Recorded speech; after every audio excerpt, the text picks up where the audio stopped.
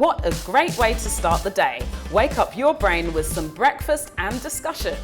It's an opportunity for intense interaction between a small audience and experts in various fields of cardiology.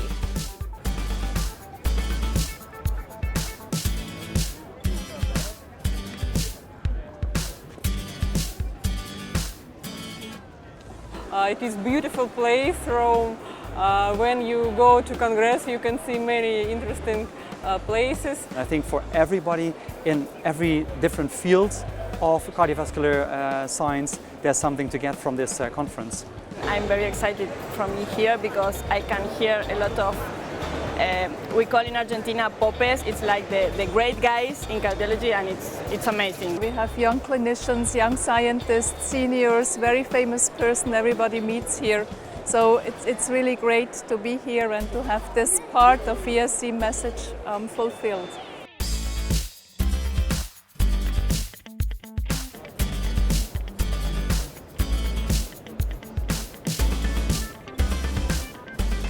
To prevent or delay heart failure and prolong life, we only need to consider treatment of arterial hypertension.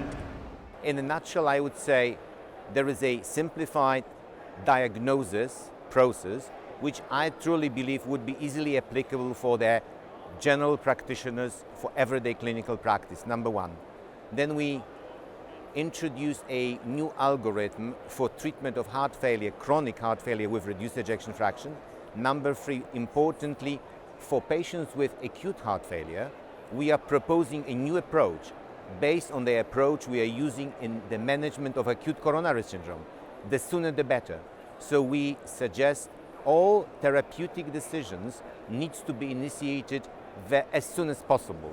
For heart failure, acute heart failure, we suggest that treatment being based on clinical evaluation and evaluation of congestion and peripheral perfusion.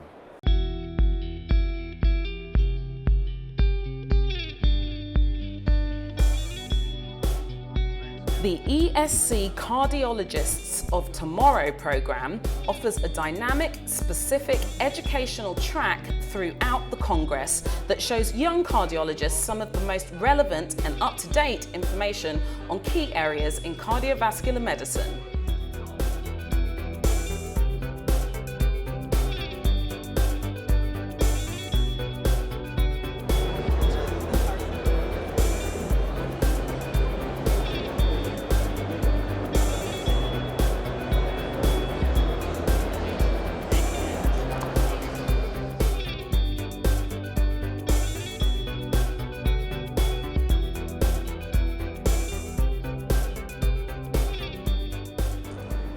Importantly, 90% of the included The patients. Pacific trial is a head-to-head comparative trial comparing CT, SPECT and PET imaging in patients with an intermediate pretest likelihood of coronary artery disease using fractional flow reserve in all coronary vessels as a reference standard.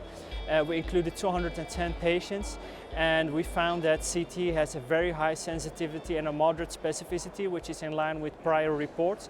However, surprisingly, SPECT had a sensitivity of only 57% and a very high specificity. And for PET, it was characterized by both a high sensitivity and a high specificity.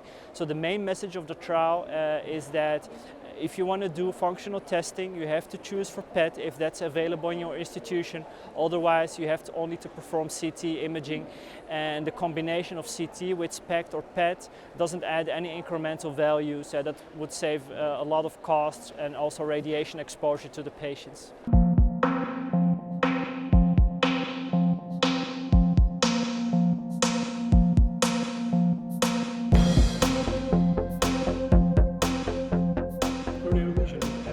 Four young investigators are competing in each session for a prestigious ESC award.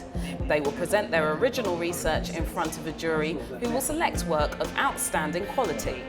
In order to avoid contrasting messages given to different point of views from the different panels that are working there. And this has been a very good exercise, I must admit, and I've learned a lot interaction with microwaves. We presented the new guidelines on dyslipidemia that were a long time due because the original ones were in 2011. The main novelties that we have introduced in these guidelines are four. First, we have rescheduled in a way the way of harmonizing the treatment of people, and we have taken on board the most recent evidence from randomized clinical trials. The second important point is we kept the goals for the treatment of dyslipidemia, especially LDL cholesterol, for very high risk, low risk people. Then another novelty is we do not recommend anymore to do only fasting values for laboratory checking, but can be also non-fasting if you want to do the screening at the beginning. And I believe this is also a very important issue. We address the issue of non-compliance to therapy, which is a major disaster in chronic therapies, including dyslipidemia.